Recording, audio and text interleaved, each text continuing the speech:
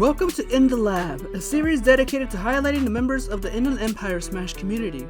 We dive into them as a player, a person, and overall a community member of the Inland Empire. Please welcome my guest today, Ryan Ramirez, aka Best Hamster, as we talk about what the IE means to us and so much more. Hello and welcome everybody who's listening out there to the very first episode of In the Lab, the podcast hosted by your own Dan Listo, Daniel Jimenez is me right here. This podcast is to be the first episode, and it's gonna be a little podcast dedicated more to the IE, to their players, personalities, and so on and so forth, to really highlight them and who they are in here, and have people who aren't from the IE understand a little bit more about what Smash means to us. So anyways, today we have my good friend Ryan Ramirez, aka Best Hamster, the best of all hamsters in the IE. How are you doing, Best Hamster? I'm doing all right, Listo. I really appreciate you having me. No, I appreciate it, man. Thank you for coming on to be the first guest on this podcast. I really do appreciate it. How you feeling? Dude, I'm super excited. I was super nervous. It's hard, but when it comes to like talking about Smash, like I've got way too much to talk about. Oh no, definitely. We're gonna be talking about Smash and all of this, man. So let's just get right into it. You know, this tell us like I already said your name, but you can say your name again. Tell us like your name, your title, what Smash iteration you came into, and what characters you main, secondary, or even pocket. So, as you said, my name is Best Hamster, Ryan Ramirez. I started off with 64. You know, everyone, I'm old. Yeah. So we had Smash 64. You know, played it with my brother, my cousins, all that stuff. You know, got very frustrated because I was always losing, but it didn't matter. You know, it was a really fun game. It's not fun with it. Ultimate is my first competitive game.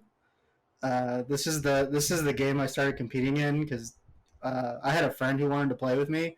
Yeah. And then he stopped, but I kept going. I became known for being a relatively good Incineroar main, even though Incineroar is like a bottom 5 character. Like, you know, people have to be afraid of, you know, playing me, and you're not going to play very many Incineroars, so, you know, you really have to be on your toes when you play against me for the first time, because it's really hard knowing what I'm going to do, you know. Yeah. No, Incineroar definitely, yeah, Incineroar would definitely. Even though he's a really bad character, my advantage is very good. My knowing when I can go in after I have the lead is really good, and at that point, it's going to be oppressive not knowing how to play against it. No, definitely. There's not so much Incineroars in the IE, so you are definitely one out of the bunch in the Empire. We respect you for that. Funny story. This isn't the first Smash I played a tournament in, but this is the first Smash I was competitive in. Okay. My brother played competitive Melee a lot, and Evo 2014, I went to a like Evo party, I guess, where a tournament was had, and I didn't go 0-2. I actually made someone quit Melee because I beat them. No way. Yeah. What? No, it was this. So my brother is very good at Melee. He was really popular in the scene back in like the early days of Melee. Yeah. So, you know, every once in a while, I love my brother, so I'd go visit him. We'd hang out, you know, maybe have a beer, play Melee, you know, that type of stuff. You know, just chill out and relax. But and this is where I get like all my fundamentals from, because I'm getting beat up constantly by this top level player. Oh yeah, I remember versing your brother. I think it was Raceway. I think a few times you counted Raceway. I actually did play him in bracket. It was before Banjo too, so I've only played Wario. And man, I gotta say, like his DDD like bopped me. Yeah, he's very good fundamentally. So the me getting my neutral is entirely from this, just years of me getting bopped constantly. So he decides to take me to the Chong house, which is a guy named Jake Chong. I don't exactly remember because I wasn't really part of the scene.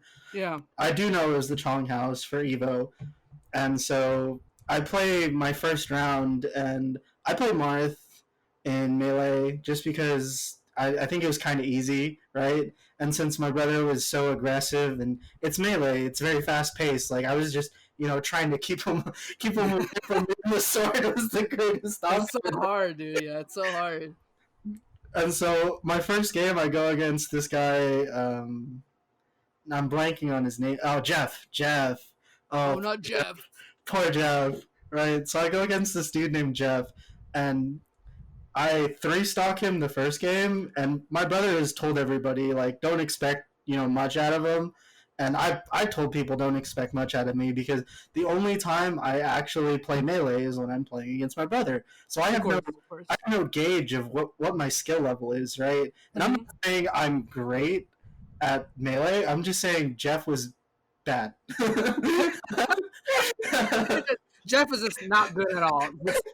So I'm only playing against a top level player. I have no measurement for How any good you are, yeah. skill level, right? So he was like, "Oh, you're." My brother went by Mr. B.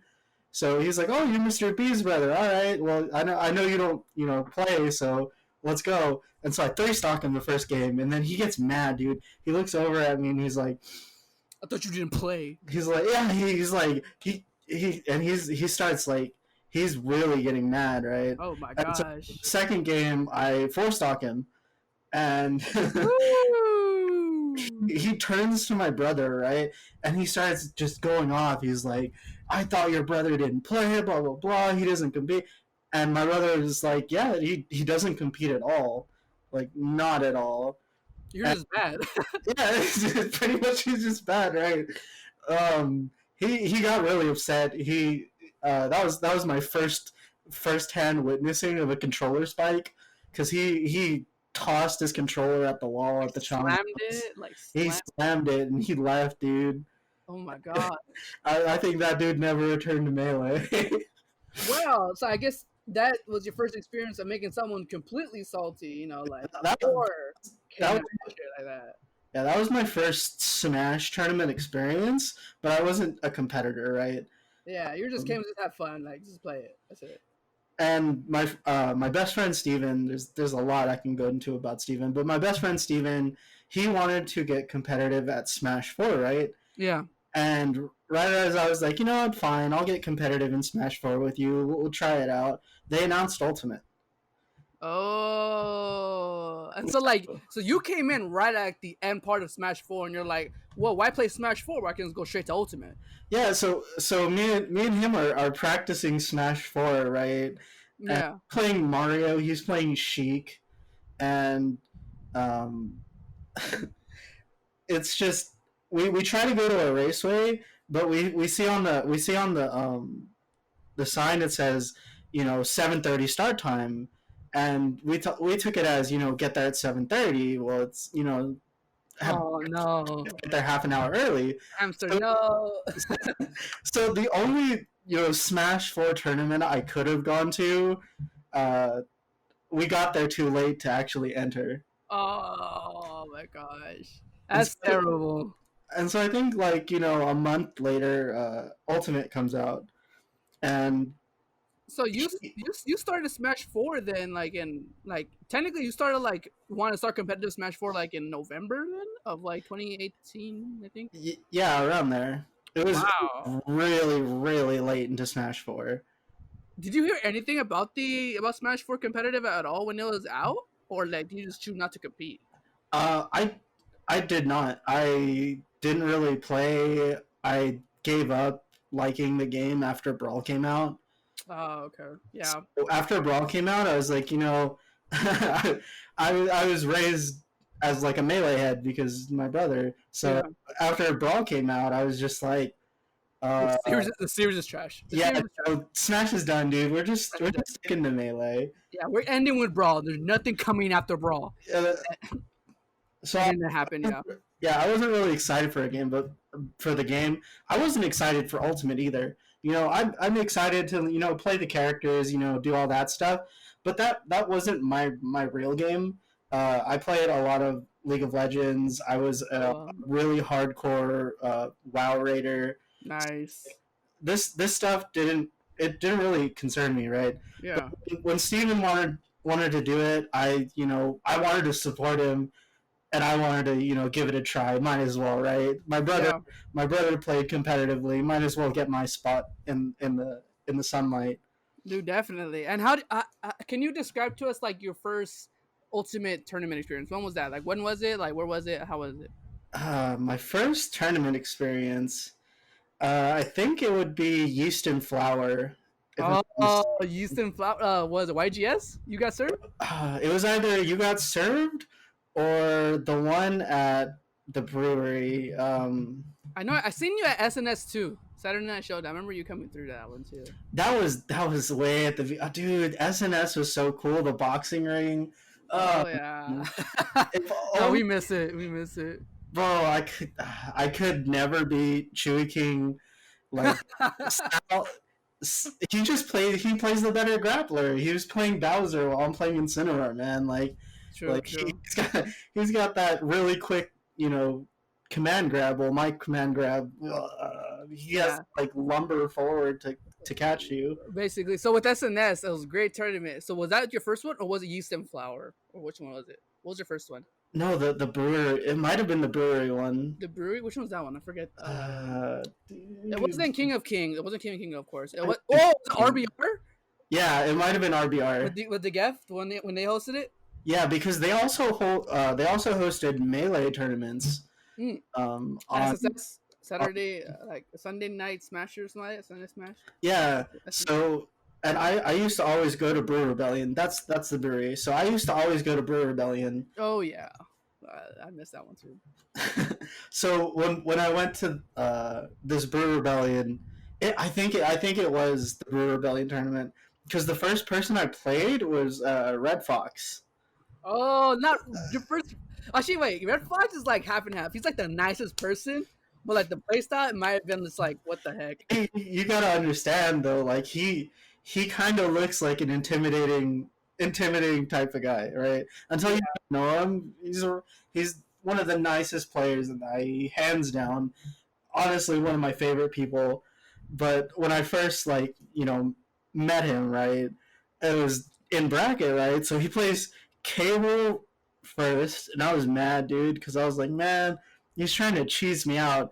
And then he plays Rosa, and I was even more mad, right? So I left that. I took that L, and I was super upset. I don't Oh know. yeah, yeah.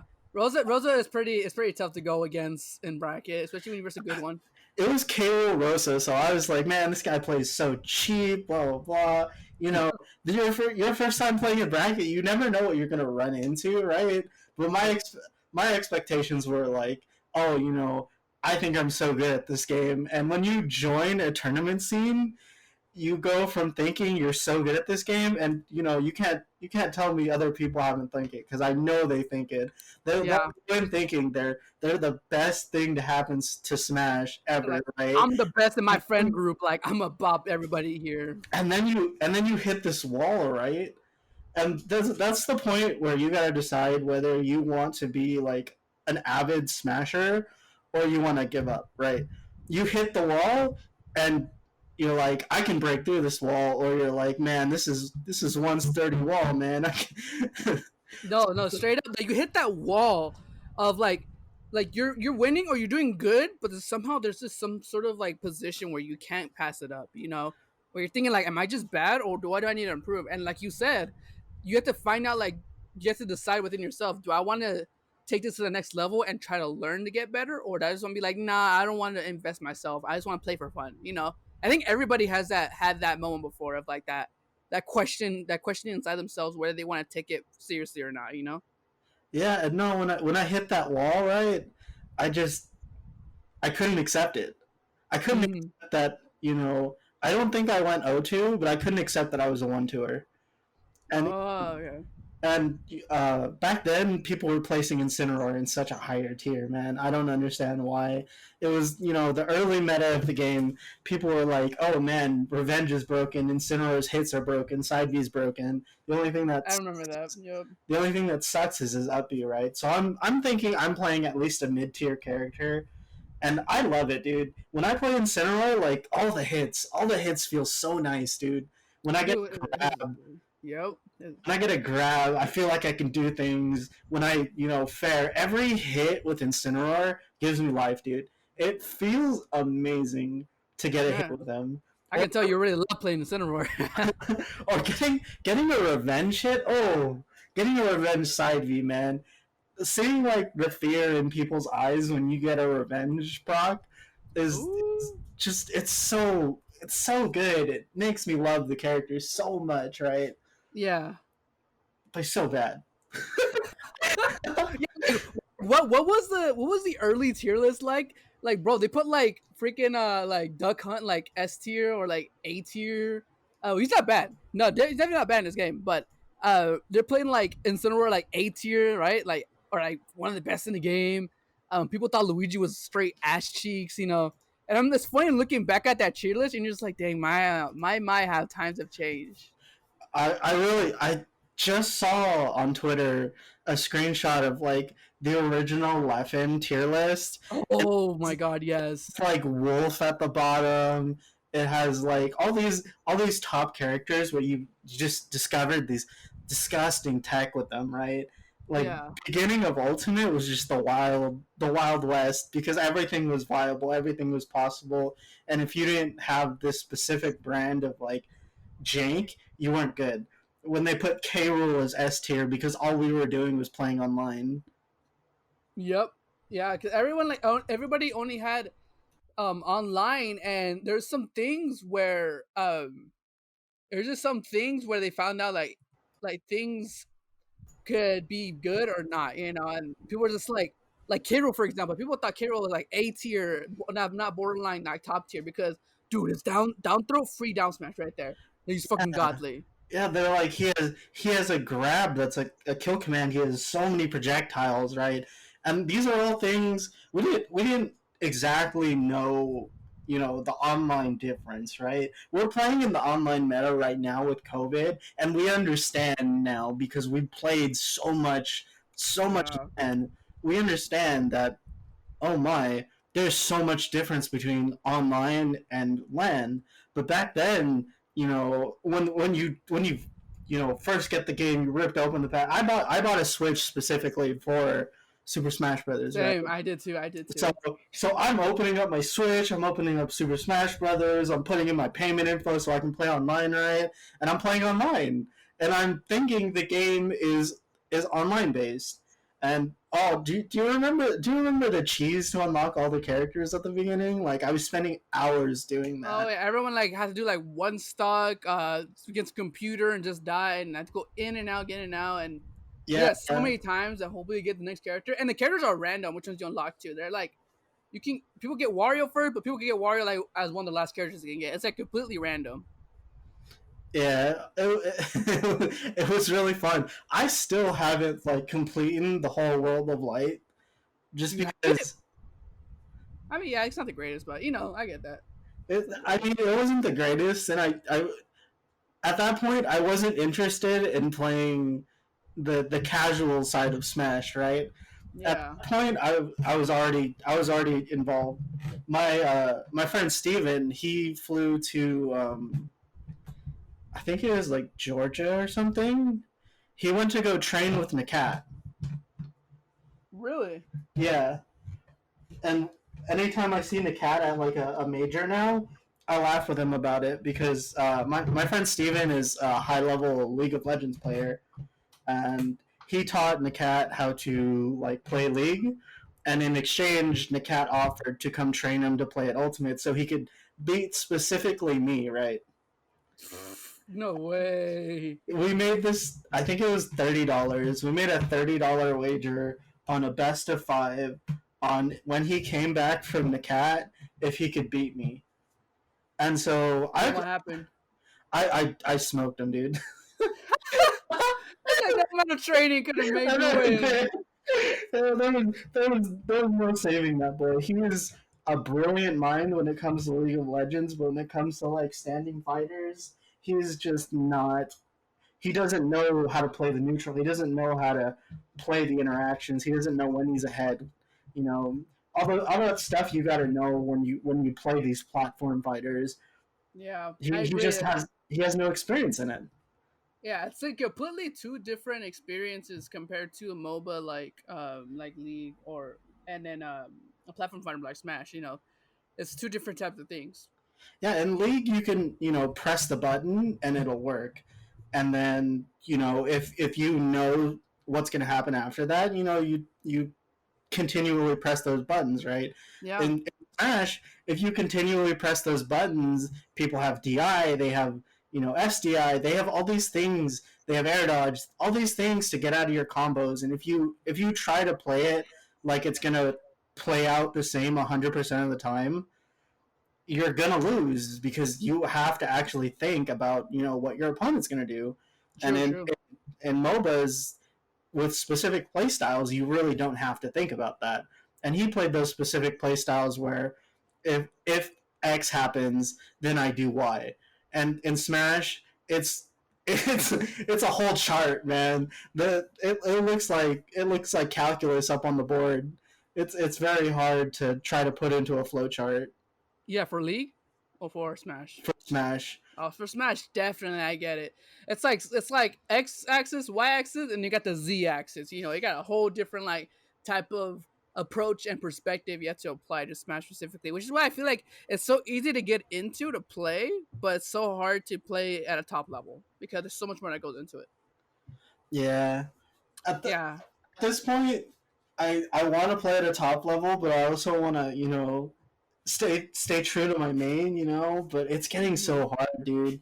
I get it, dude. I get it, dude. Trying to play Incineroar online. People say Incineroar is better online, but for a reactions based character to have nerfed reaction times is awful. There's things that I 100% could revenge or dodge or catch that I can't do online, and being Mm. a character debilitated by that, it just makes it even worse. So I've been playing a lot of Wolf.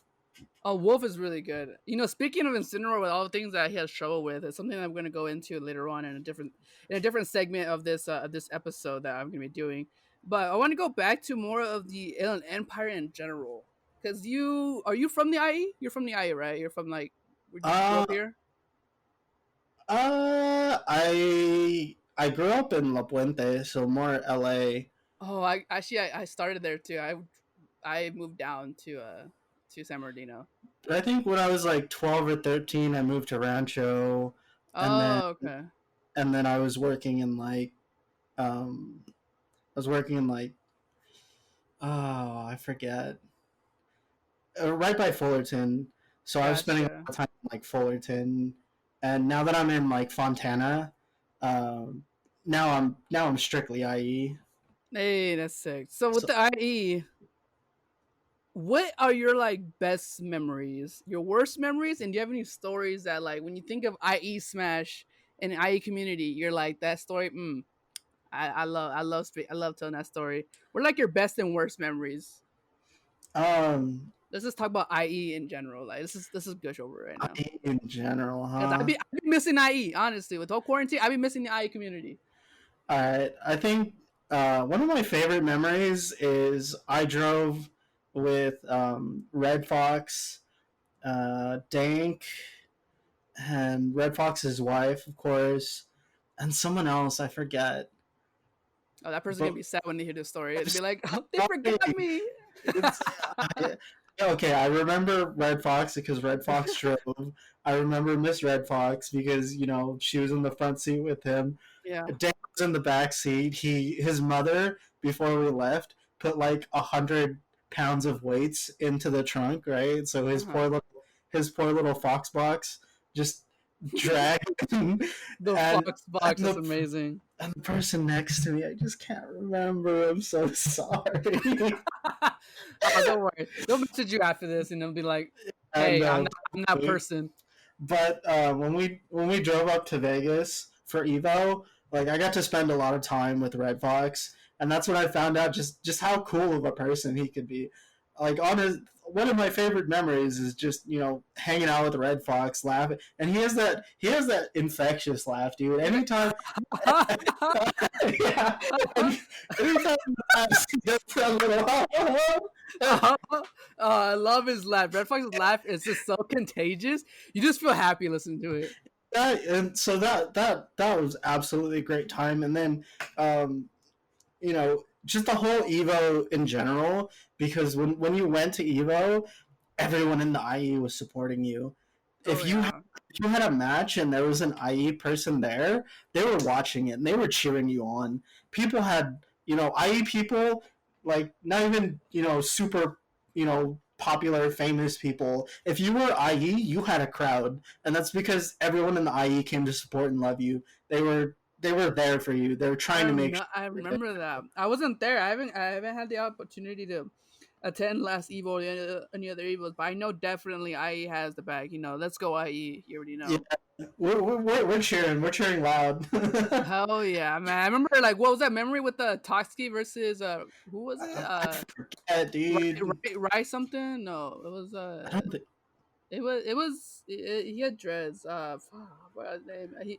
But anyway, I remember the IE like cheering him on, and I think that person mentioned that like they're really loud or whatever, or Yeah, they were like pretty much saying we're toxic for cheering so loud. But for Dylan, it was a great win, dude. It was oh amazing, yeah, oh and yeah. all of us were super excited because we all want to see the homies claim the bag. Oh yeah, we want to see our community succeed. When we see one person succeed, man, we all send the love for it. We're like, let's go, let's go. Like when Swamp was on stream, we're roaring, dude. When I was playing my matches, I had a crowd, When and Roz was doing his matches too on stream too, I remember that.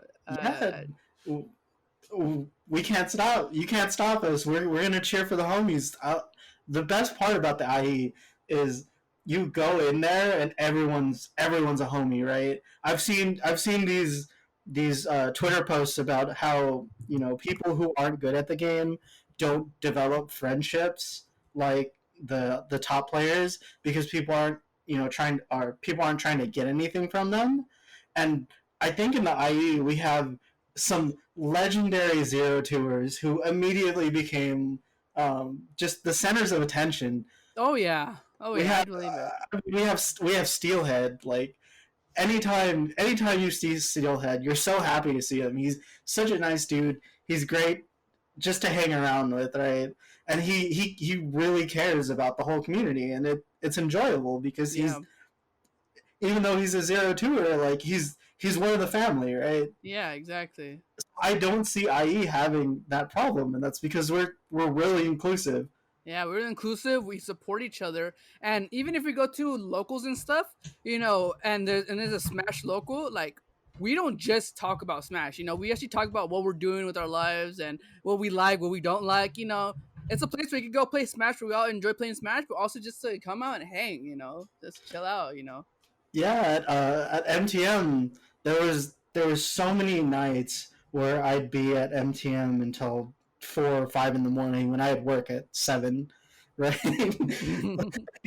like my job isn't too tedious or taxing, right? So Yeah, I don't really need the sleep, but I probably should have gotten the sleep.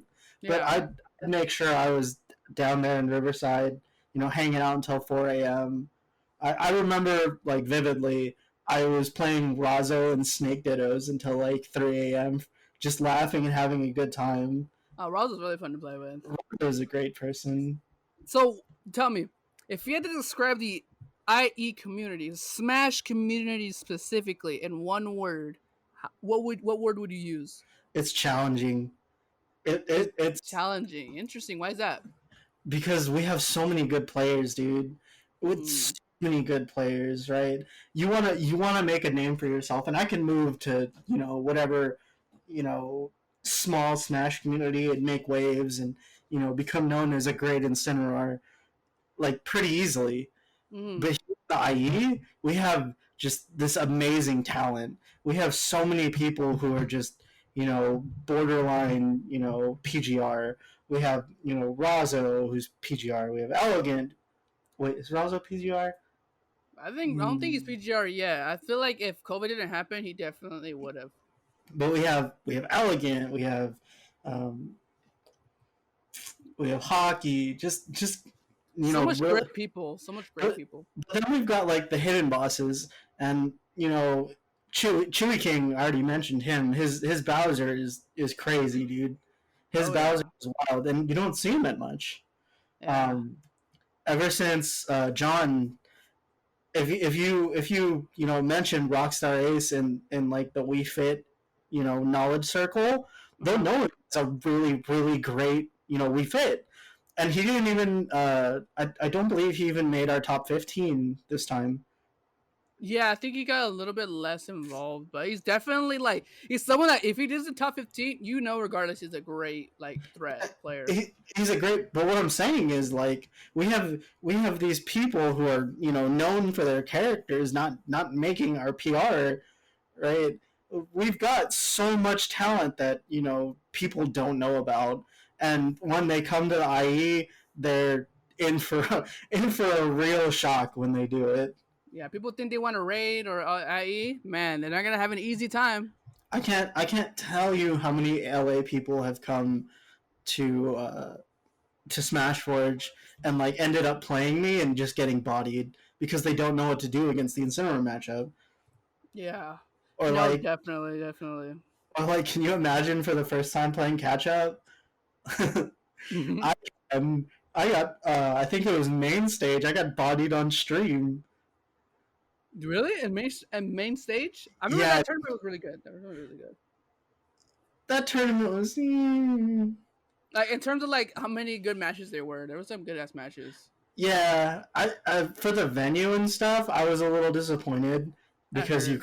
you couldn't drive out to go get food, but Mm. um, the tournament itself, it was really weird. There was a lot of like high level players, but there wasn't many low level players, and that was, I think that was the issue with that tournament. I think I ended up getting 65th, but it was it had the PGR points to be an S tier, but it didn't have the player number, and I just don't think they advertised it to like the common masses enough, right? Yeah, I I mean, agree.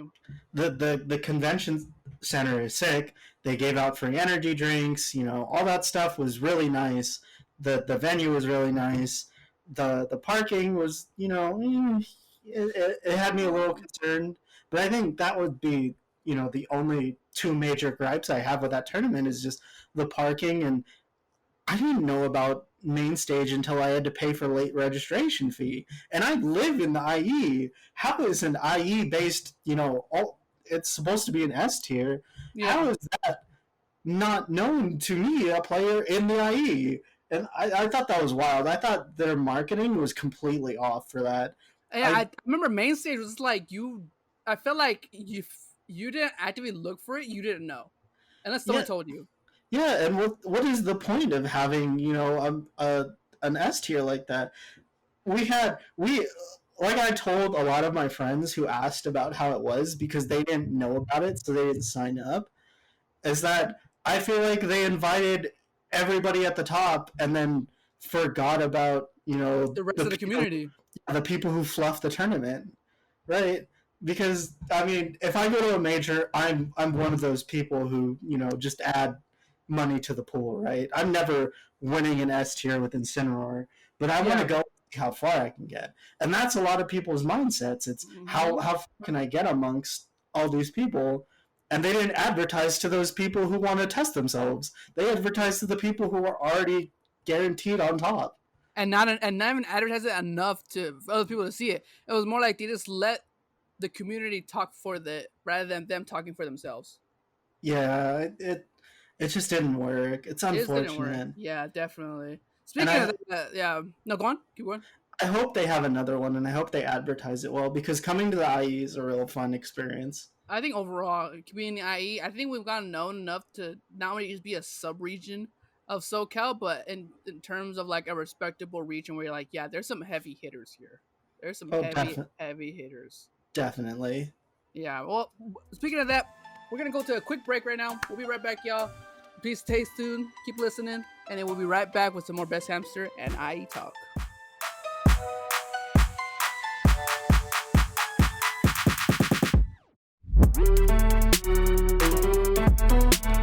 everyone? It's Dan Listo, aka Daniel Jimenez, host of In the Lab podcast. You guys are enjoying the podcast? Please let me know if you guys are enjoying it. I really do appreciate it. And I really do appreciate if you guys have any comments or any thoughts about the podcast or how I can improve on it. I really love doing this, and I really love taking the time to talk to Best Hamster. You guys like that intro soundtrack? Well, did you guys know that actually our very own Razo from the Inland Empire actually produced the soundtrack? Yes, he did. He did an amazing job and did me a huge favor, and I'm forever grateful for it. And if you guys like it, please follow him on his social medias. You can find him on Twitter at RazoPCH. You can find him on his music accounts on both SoundCloud and YouTube at RazoEDM. And you can even find him on Twitch streaming regularly Smash and so much other games at RazoPCH. You guys make sure you go give him a follow, show him some love, tell him that Dan Liesel sent you, and he will know what you're talking about. Also, I want to give a shout out to Best Hamster. I forgot to get his socials during the podcast of this, but here I want to shout him out here. You can find him on Twitter at TBestHamster. That's at TBestHamster, the letter T. You can find him on Facebook, Ryan X Ramirez. You can even find him on Twitch at The Best Hamster. So make sure you give him a follow and support him on the social media. I'm sure he would truly appreciate it. Lastly, let me know who you guys want to have next. Actually, I want to know if you guys have anybody in mind that you want to have next on this podcast. I do have a plan already, but honestly, I want to hear what my listeners would want to see on this podcast. See who is deserving to be highlighted in the IE, even though we're all amazing. I love you all. Welcome back, guys, to In the Lab podcast. We're back here again with Best Hamster. We're going to be going on to a little more topics, and we're talking more about how much we love Smash and the IE. I hope you all ready. Okay. Let's get one thing I do want to get into, Best Hamster, is your involvement in the IE. We know that you're like you're a player and you're a competitive player in the IE, but like, what other, have you ever gotten involved in the IE in any other aspect per se? I've done a little bit of casting. I'm not 100% sure if my casting is good, enough. But what was the tournament that Rabbit did? Smash Forge. No, the major we had here. It was Oh, break out, yeah, breakout. Breakout. I did commentary, a little bit of commentary at Breakout. I remember that. I think I Speaking do. of, no, keep going. I do have a picture of me on the commentary desk, so I do hope I did some commentary for it. No, commentating is really fun. Commentating is really fun. I do when I don't feel like playing, I do commentate at Smash Forge. I try to help out MTM is, they're my friends. They're some of the closest friends I have. I really do all I can to help out MTM as just an org. Yeah, because we need that support. Like you said, like we were talking about before the break, about that support and that we give each other, be it in competitions or even hosting events. Yeah, I think supporting the event venues is really important if we want the scene to continue and if we want the scene to thrive. I you know I notice a lot of people, it's not cheap to go to a Smash tournament. Let's not, and not everyone has the money to, support the venues. But I really would like to see a little more of an effort to support the venues because I've noticed, people bringing their own foods to food venues and, stuff like that. And as like, they're letting us use their space. We're giving them, a little bit of money, right? Or, the venue fee obviously goes to the venue, right? Yeah. But, we got to try to make it more worth the while for venues to actually host us, especially now post-COVID. Oh, Like, yeah, no, I agree. I really don't see any venues allowing us to host tournaments anytime soon. Yeah. And I think we're gonna have to go back to being, a backyard, a backyard Smash group, and that's fine with me. I'm excited for it. I love, the backyard venues, but I think when the time does come, I would like to see a little bit more people supporting the venues that actively support us. Yeah, I think that's essential to understand too. Like, I want to go back to when you said that once we get past this era of online and COVID, it's gonna be hard for businesses to trust large scale events to be hosted at their places.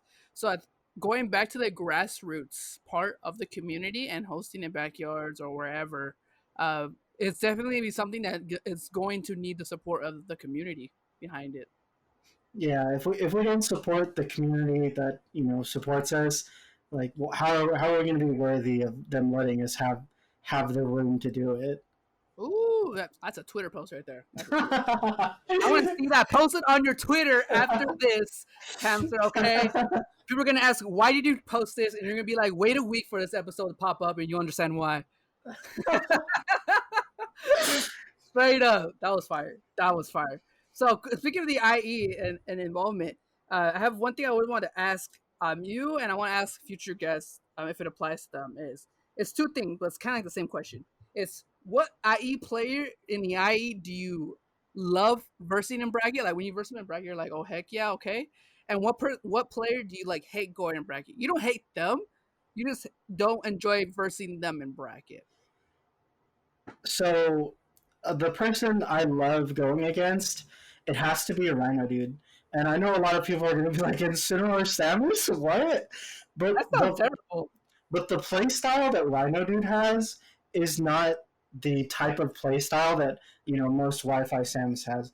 Rhino Dude actually has this very solid, in your face, if you make a bad decision, you're dead type of playstyle with Samus. And I always go very close with him. And I always, I have that moment of like dread because I know I'm like, oh, this is gonna be so hard.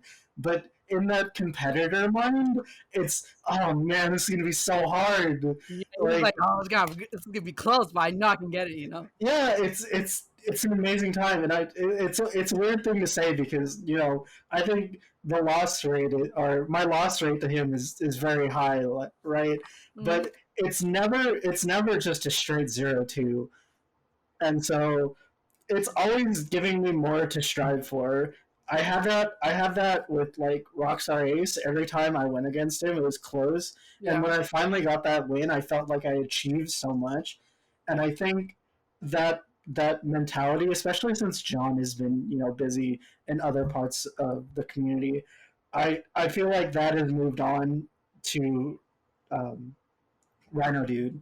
Oh, and as for the person I hate playing in bracket the most, it's definitely Spanky. Oh.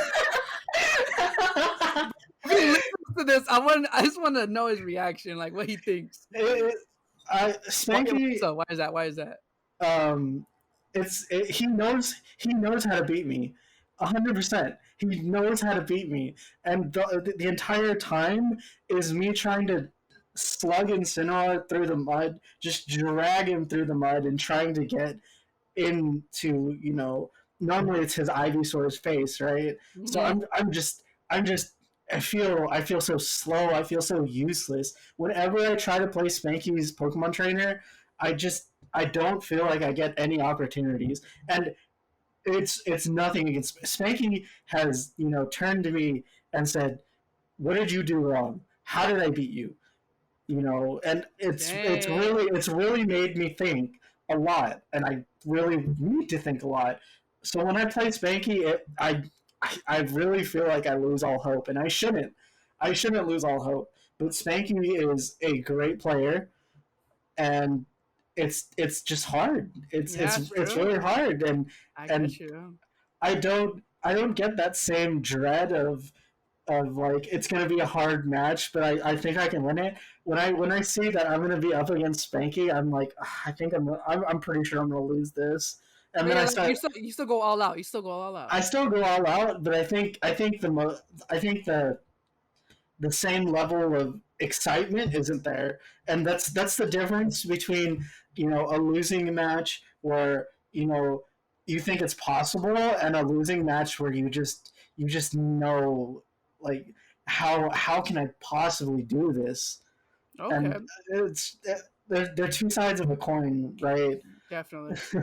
Yeah, no, I get you on that one. Spanky is a tough player to play, and I can feel like the dread when you're saying your answer, like no, it's like shit, winners round 2, Spanky, yeah, nah, we already know. I already know. I start looking at losers bracket and seeing like what is my run through losers gonna end up looking like?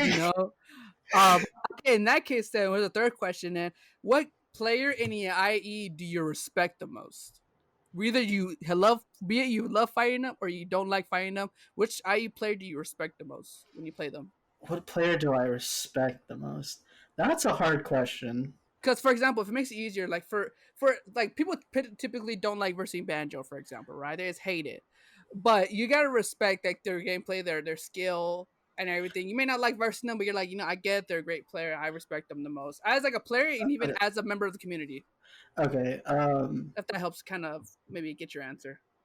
As a member of the community, it would have to be Razo because Razo is nothing but positive, upbeat. He tries to give you not just Smash advice, but in Mm-hmm. general, like life advice. He tries to show you things that have personally helped him. But Yeah, as a player, it has to be Ketchup.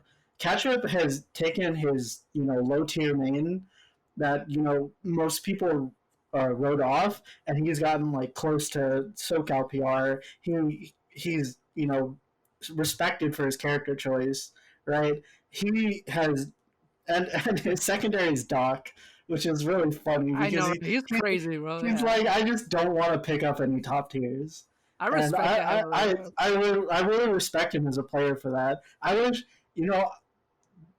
almost all of my Smash career has just been me playing Incineroar, but there have been those times when I falter, and for the most part, I think Ketchup has just gone strong on he wants to make Bowser Jr. work for him, and that's really commendable for me. I get that. You see the amount of success he's had with Bowser Jr. Even back in Smash 4. Smash 4 to Ultimate, he has done so much with his character and he didn't give it up. And that's something like that the question said, you gotta respect. Like, dang, that's like something that I really admire. And I could tell you admire as well. Yeah, 100%. He's a great player. He's a great personality. The dude's really really nice. Awesome, awesome. So here's the next part. Um it's more pertaining to gameplay and Smash. All If right. you had to give a new upcoming player that's decent, right? That they're doing all right. What would be a Smash advice you would give that person? Doesn't matter what character they're playing or something, but just in general in terms of improvement. And if there's somebody listening to this podcast and they're maybe in a slump, something that they want to improve, what advice can you give to that person in terms of improving in Smash to get better as a player? What would you say? I think I think it's you can't let your losses get to you, man. You're gonna lose a million times. You're gonna get the worst brackets. You're gonna get seeded, awfully, right? You're gonna get round one Razo into a round two Spanky who kind of just threw his first round match. It's gonna happen, and you can't let those losses get to you. You just gotta keep chugging, man. You I gotta get it. keep chugging, practicing. It's really hard to go into the scene and see yourself as not a competitor, or it's really hard to see yourself as like a top competitor. I don't I lost where It, I was going. No, no, no. You're good. I agree with you. It's those losses that can get to you. Yeah, You you might be at a certain level, and you're like, I know I'm this good, but you lose to that one person where you shouldn't have, but you lost them. You're like, dang, am I cheeks now? Am I straight up cheeks now, or am I like what happened? And like you said, you can't let those losses get to you. yeah, I think it's definitely a learning experience, right? You can, lose one week and then, take what you learned from that match and use it to destroy someone the next week. I was Mm-hmm. having a serious issue with Rob players, and I, you know, pulled Dylan aside one day after an MTM. We were all going to Canes, right? Yeah, I pulled Dylan aside. I was like, listen, I'm having such an issue with Rob. I don't know what to do. I don't know how to work against top. He has so many projectiles, so much just, going stuff on. So much that, going on. yeah, so much stuff that makes Incineroar really hard to play. Like, what do I do? And he took me aside. We drove to Canes, and he was talking to me about, what I should be doing in that matchup. And the next week, I proceeded to stomp, like, three stock every Rob I played against. And it's just, you gotta take from your losses. You gotta learn. And there's so many people who are willing to help you through that process. and people who want to join the scene gotta understand that you're not gonna be amazing right off the bat, but you take those losses and you learn from them and you keep getting better. Part of part of maining Incineroar is I really have to know every single matchup I play, because if I don't know the matchup and I get caught with something, Incineroar has bad recovery, is bad everything. I need to know how to play the matchup and how I need to approach a character, But so or to I'm gonna you gotta learn it, lose. yeah, or you're gonna lose. And then you're right, yeah. And I feel like a lot more other characters have the privilege to not have to know that knowledge because their general game plan or approach works so well with a wide variety of the cast of characters. While compared to Incineroar, each character is different. Each character's matchup with Incineroar is different. So, like you said, you have to learn that matchup. You have to learn what to do. Yeah, the Samus matchup is completely different than the Wolf matchup for me. And there are characters who can play them this pretty much the same. Hmm. And I think that can help someone get to, at least where I am, because I'm not the most mechanically skilled, but I've grinded out every matchup in this game to know, in general what I should be looking for. Yeah, I agree. I agree. In my perspective, you have grown and you have grinded, and I've seen you go from like a 1-2, like early ultimate, to like now you're like a threat. Like you beat John, aka Rockstar Ace. You beat so much other people. You beat Korean and you made him salty, bro. Like if that's growth, I don't know what growth is. You know what I'm saying? I don't know if you want to explain that story, but if you want to or not, feel free. Go ahead. Uh, like straight up, whoever's listening, like you just gotta learn Incineroar matchup. Incineroar matchup, you gotta learn that matchup as any other character. You know what I'm saying? I'm just saying. Okay, I want to say I have completely hashed things out with Korean. I don't know if it was a misunderstanding or just a way for him to save face, but I'll just take it at whatever, because I don't need to hang on to it. Exactly. I agree. But so I played Korean at an MSM, and game one goes to me, game two goes to him, and it's close game three, right? And so we're both last stock, and I incenticide him because Incineroar? I didn't know that. What? You Incineroar? What? yeah, no, I definitely got the down throw to the up B on I can see. him. I can see why you got mad now. Yeah. That's crazy, dude. Okay, to be fair, I won game one very hard. Game two, he won, I think, pretty reasonably, right? So he was catching on to what I was doing, and it was just a back and forth of adapting. Right? He's a really good player. He's a coach. He obviously knows a lot about the game. So it was back and forth adaptations. And so my last Hail Mary, because I kind of knew I wasn't gonna adapt him. He knows too much about the game. He knows that he has way better frame data. He knows how to keep me at bay. I was like, he's gonna go. I think the way it went is he's gonna go for a dash attack that's gonna cross up my shield. So I'm gonna turn around, grab, and then if he DIs in, I'm going for it, right? And that's how it played out.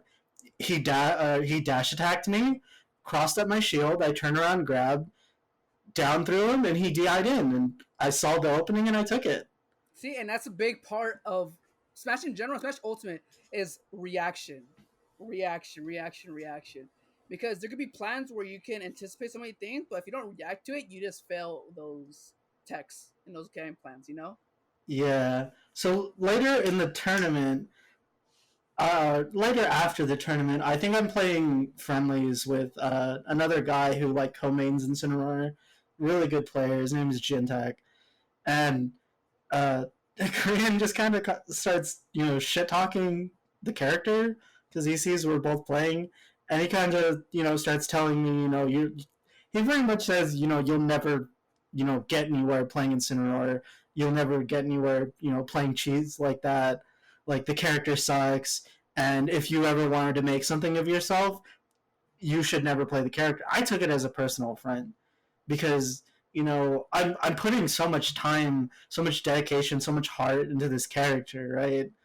And for him to just blatantly, come up to my face and just say all this, terrible stuff about me and the character, it really affected me. It's kind of And like, yeah, it kind of downplays your grind. It's kind of like, yeah, oh, your grind is pointless. You're playing a low tier, play top tier. Like and I'm gonna be honest, um, as a League of Legends fan, TSM has been like my day one team for as long as I can remember. So me playing a TSM sponsored person was a dream because that's something I've always wanted. wanted to do, yeah. I wanted to be part of TSM. I wanted to be a player for TSM.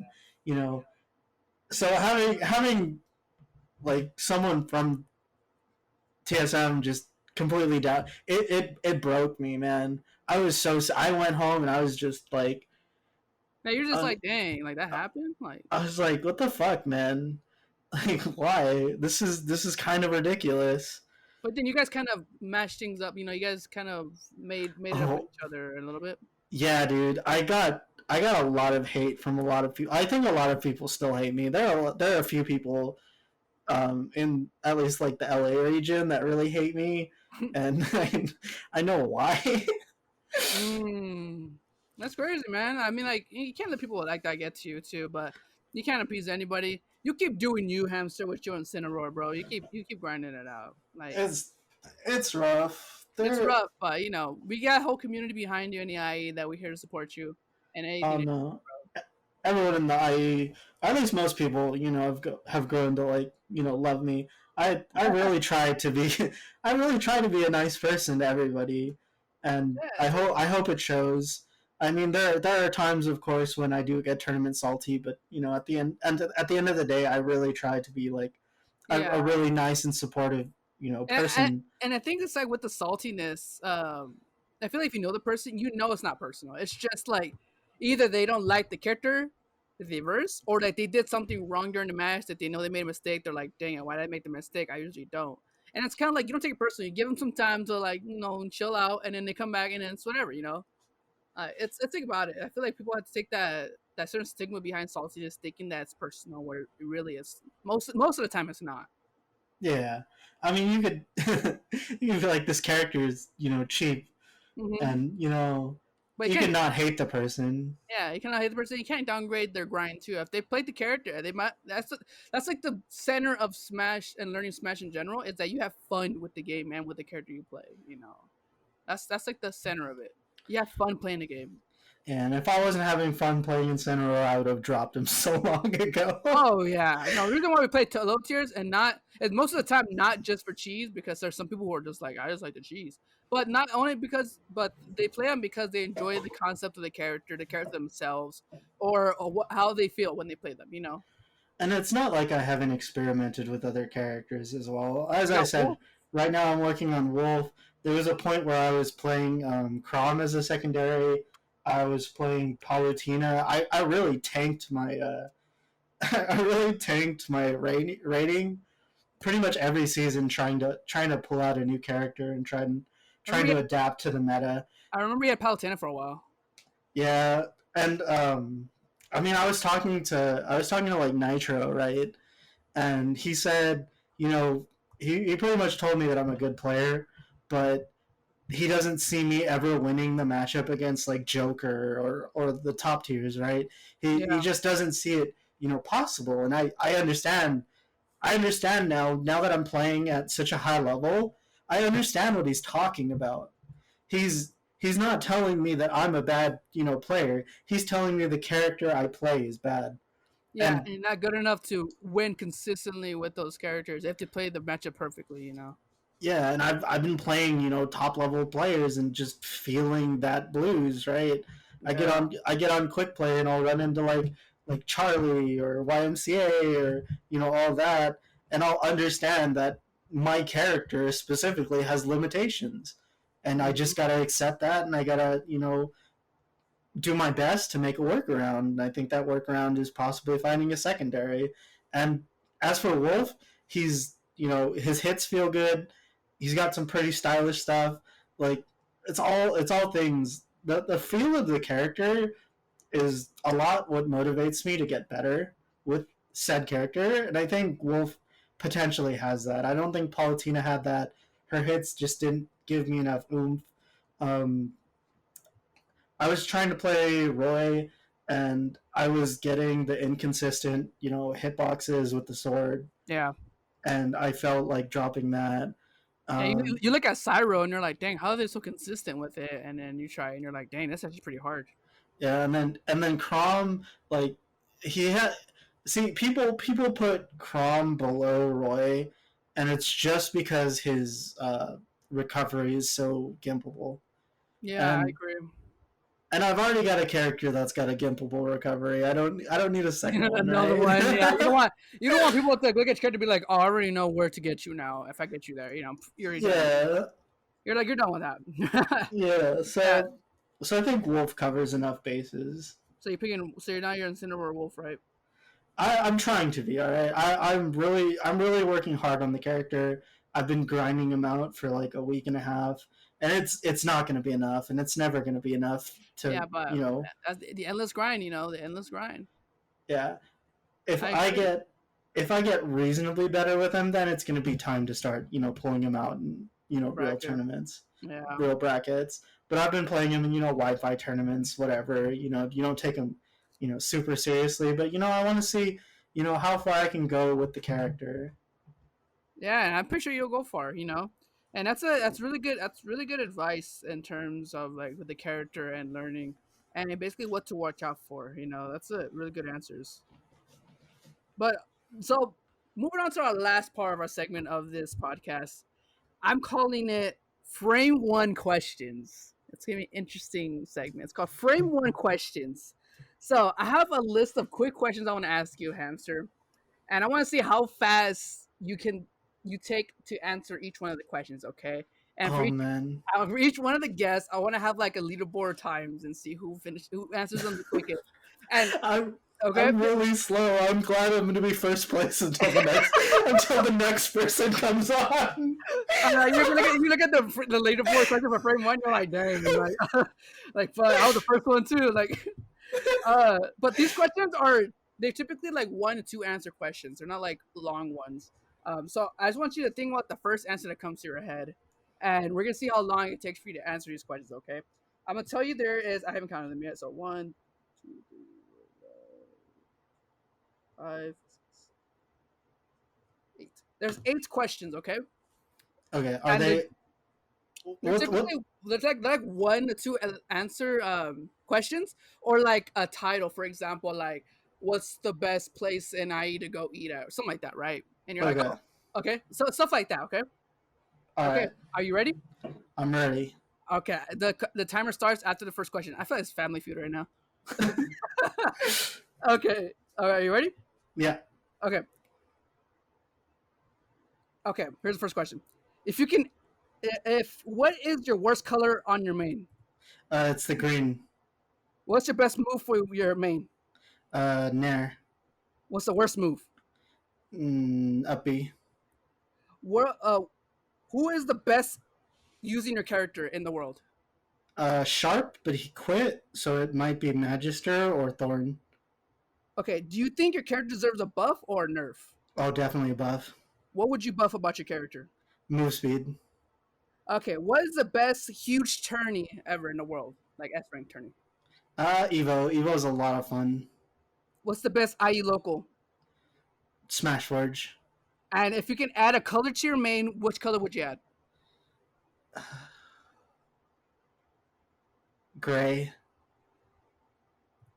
Hey, okay, that was good. That was good. That was fun.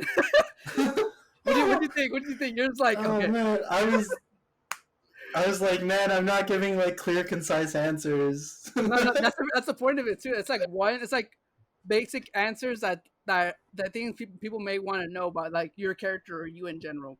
So you took 48 seconds. That was not bad. That was Oh not god, bad. that's spelling for 8 questions. For eight I can questions, do yeah. math, but like that's a terrible average.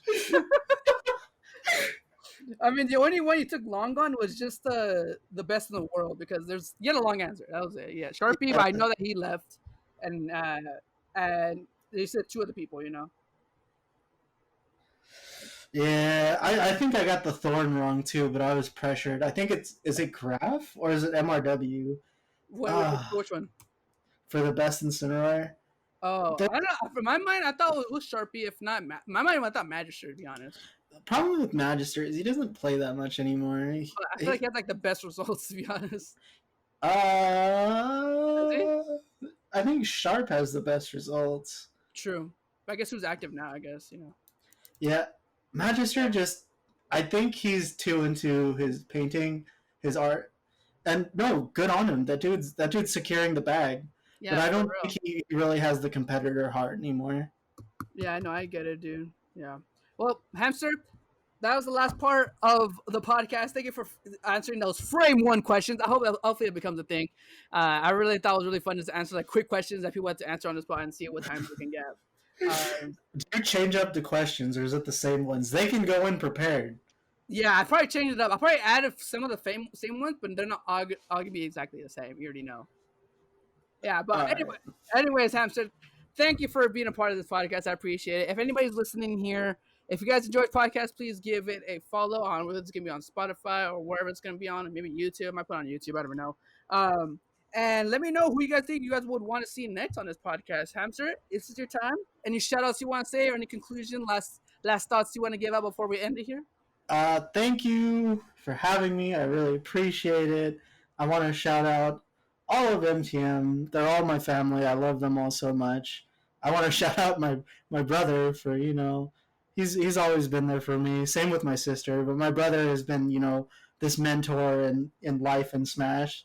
So I really appreciate him. And as for that, I love all of you. I love the IE. Aye, let's go represent. Let's go IE.